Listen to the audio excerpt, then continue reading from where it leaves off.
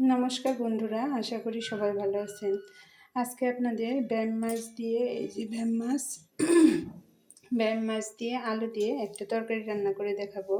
সেজন্য আমি এখানে আগে থেকে লবণ, হলুদের গুঁড়া, মরিচের গুঁড়া দিয়ে ব্যাম মাছটা ভালোভাবে মেখে রেখেছি। আর এখানে আলুটা আমি কেটে ধুয়ে পরিষ্কার করে নিয়েছি।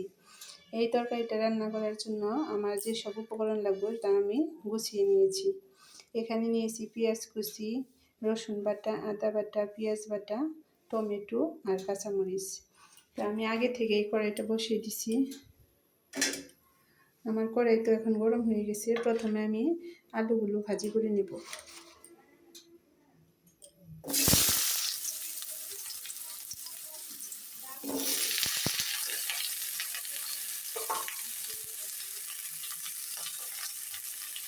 আলুর উপর এখন দিয়ে দিব সামান্য পরিমাণে লবণ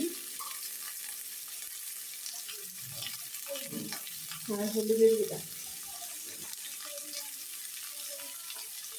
এখন আলুটা আমি ভালোভাবে ভেজে নিব।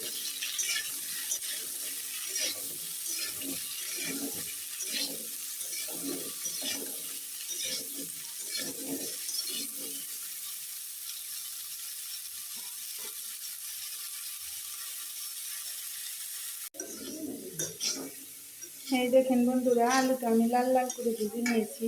এই যে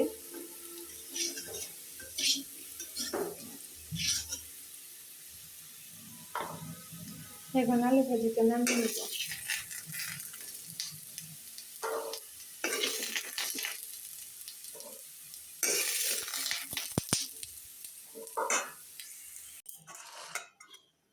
এই যে বন্ধুরা, আলু ভাজিটা নামিয়ে নিয়েছি।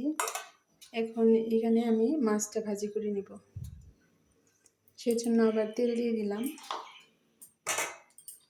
এখন মাছগুলো দিয়ে দিব।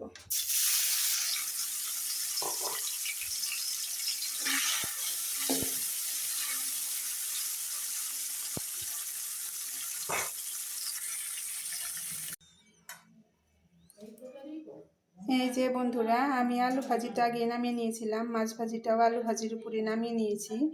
এখন রেসিপিতে চলে যাই। চলেন দেখেন আমি কিভাবে রান্না করি। কড়াইতে তেল আছে, আর একটু তেল দিয়ে দিলাম। আমার এই রেসিপিগুলো যদি ভালো লাগে অবশ্যই আমার চ্যানেলটা সাবস্ক্রাইব করে আমার পাশে থাকবেন। আর ভিডিওটা দেখতে দেখতে একটা লাইক করে দিবেন প্লিজ। কড়াইটা আমার গরম হয়ে গেছে। এখন এই যে জিরা ফোড়ন দিয়ে দিলাম।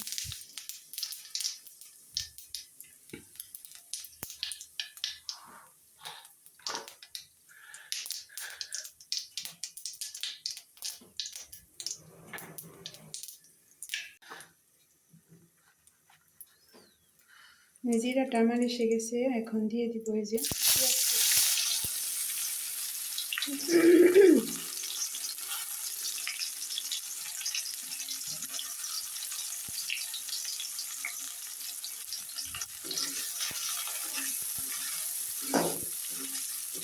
পেঁয়াজ কুচিটা একটু ভাজি করে নিয়েছি।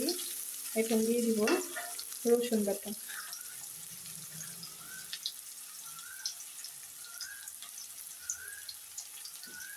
এই যে রসুন বাটা।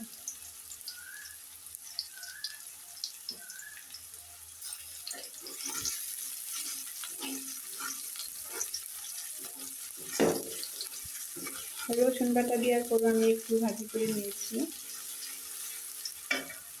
এখন দিয়ে দিব আদা বাটা।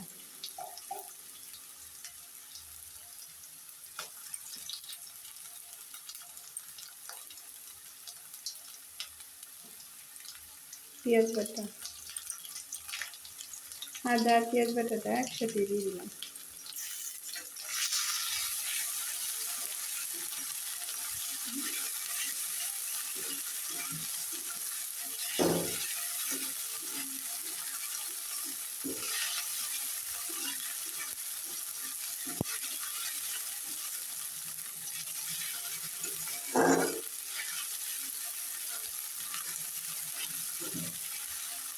মশলাটা আমার ভাজি করা হয়ে গেছে, কাঁচা গন্ধটা চলে গেছে।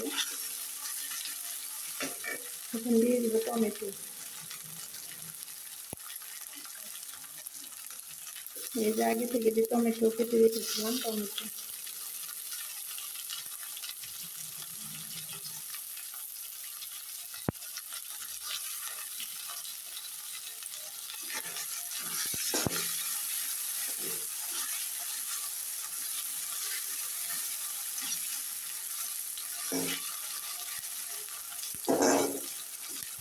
টমেটো দেওয়ার সাথে সাথে এখানে এখন দিয়ে দিব পরিমাণ মতো হলুদের গুঁড়া,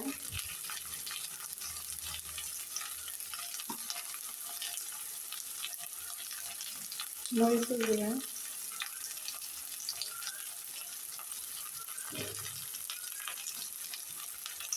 পরিমাণ মতো লবণ।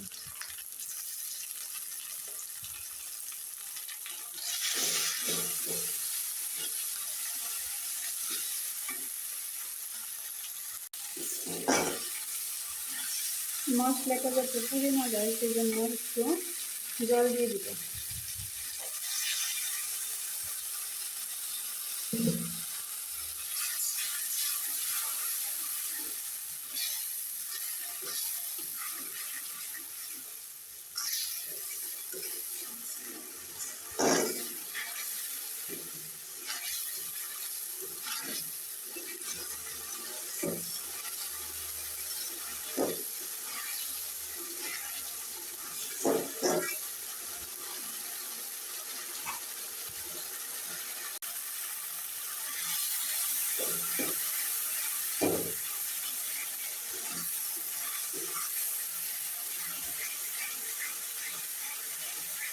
এই দেখেন মশলাটা আমি ভালোভাবে কষিয়ে নিতেছি।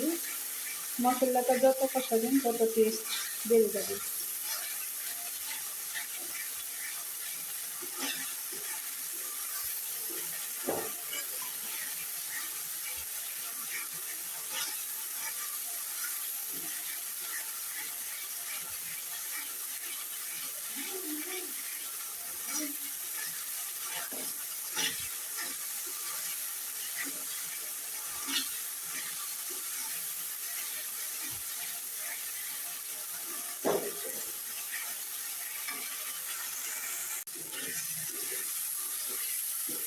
এই যে বন্ধুরা আমার মশলা থেকে তেল ছেড়ে দিয়েছে, আমার মশলাটা ভালোভাবে কষিয়ে নেওয়া হয়ে গেছে। এখন এই যে আগে থেকে যে মাছ আর আলু ভেজে রেখেছিলাম এগুলো সব দিয়ে দিব।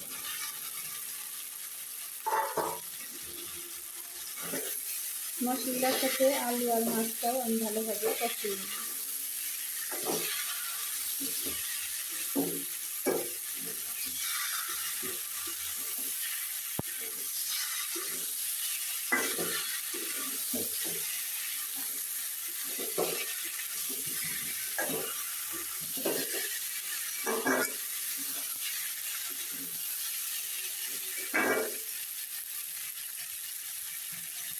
আলুটা যেহেতু আগে থেকে ভাজা, এখন আর বেশি ভাজি করার দরকার নেই। আমার ভাজি করা হয়ে গেছে, এখন পরিমাণ মতো জল দিয়ে দিব।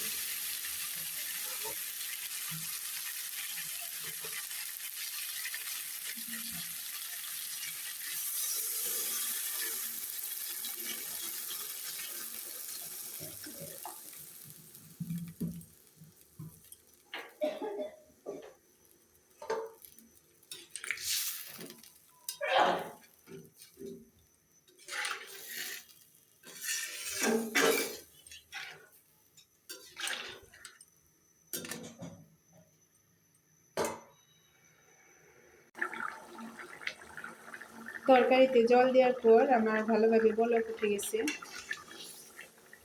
এই যে আলুটাও প্রায় সিদ্ধ হয়ে গেছে।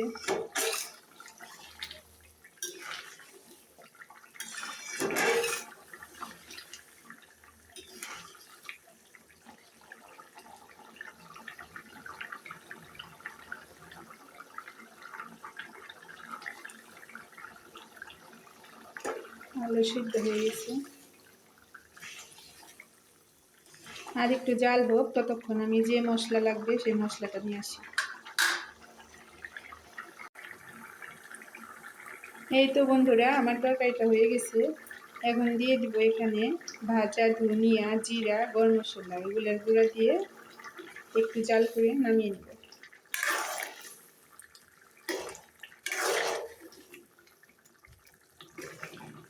এই দেখেন,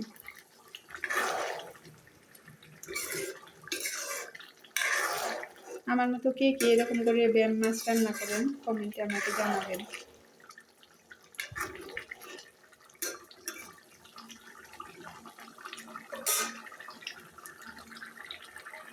এখন আমার তরকারিটা হয়ে গেছে বন্ধুরা, নামিয়ে নেব। এই তো বন্ধুরা, আমি তরকারিটা নামিয়ে নিয়েছি।